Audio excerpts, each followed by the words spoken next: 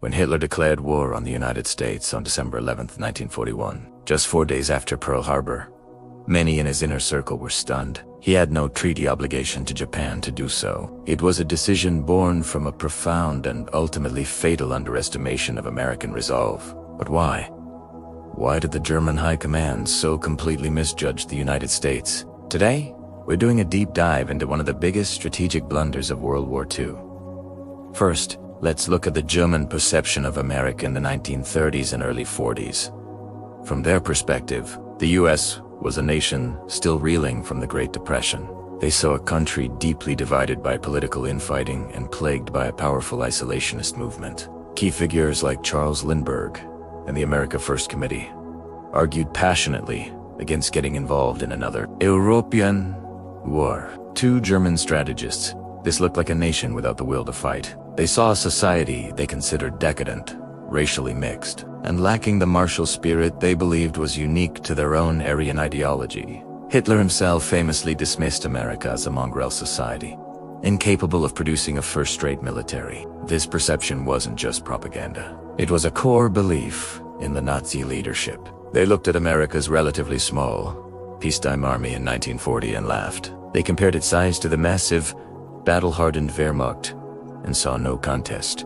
What they failed to grasp was the concept of potential. They saw the current state of the American military, not what it could become. They completely overlooked America's industrial might, which was, even during the Depression, the largest in the world. They didn't believe a consumer-driven, capitalist economy could be effectively converted to a war economy. This was a colossal miscalculation. The Germans also drew the wrong lessons from World War I. They remembered that it took the United States over a year to send significant forces to Europe after declaring war in 1917. They assumed a similar timeline would apply in the 1940s.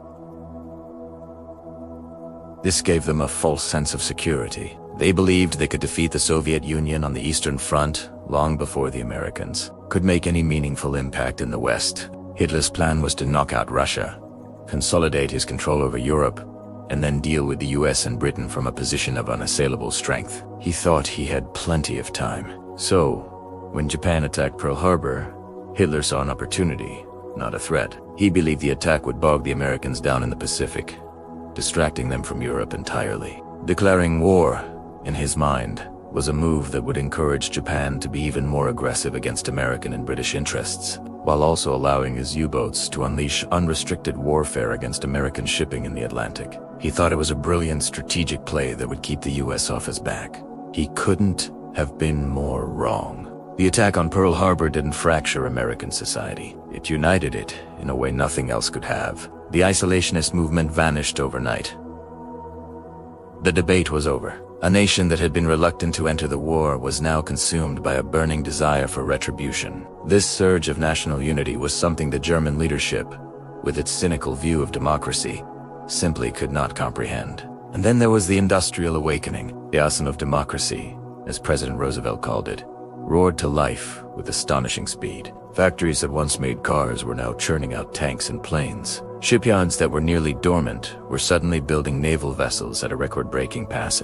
By 1944, the United States was producing more military equipment than all the Axis powers combined. The sheer volume of planes, ships, tanks, and trucks that poured out of American factories was staggering. This industrial tidal wave overwhelmed the German war machine. The Germans saw this firsthand in North Africa, Italy, and then, decisively, in France. After D-Day, they faced an American army that was not only massive, but also the best equipped fighting force in the world. Soldiers were backed by overwhelming air power and an endless supply of artillery, vehicles, and provisions. German generals on the ground wrote desperate reports back to Berlin, describing the shock of facing an enemy with seemingly limitless resources. The decadent society had produced a military that was both determined and incredibly well. Furthermore, the Germans underestimated the quality of American leadership and military doctrine. While the US Army had to learn some hard lessons early in the war, it adapted quickly.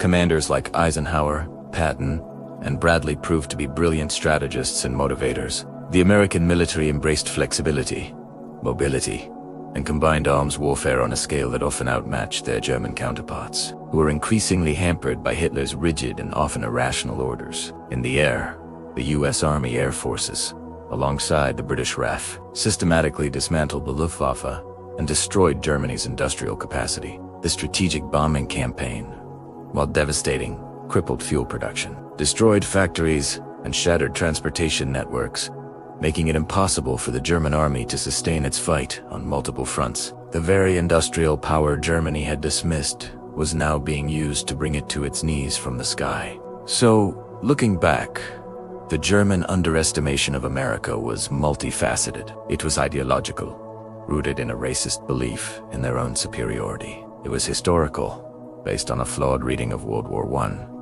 And it was strategic, born from a complete failure to appreciate America's industrial potential and its capacity for national unity. They saw a sleeping giant but convinced themselves it would never wake up. When it did, its fury and strength were more than they could have ever imagined. It was a miscalculation that sealed the fate of the Third Reich and changed the course of world history forever.